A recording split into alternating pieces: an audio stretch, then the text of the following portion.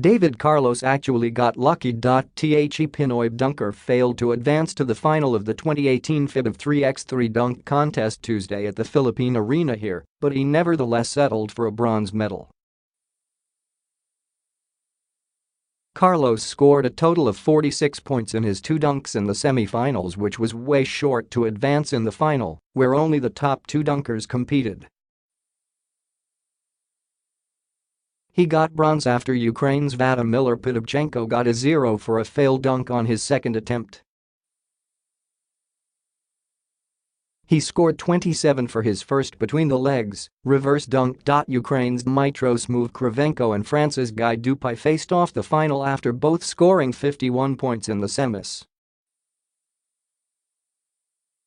Smoove eventually edged out Dupuy after 3 dunks, 79-60, as the French star got a 0 in his first attempt.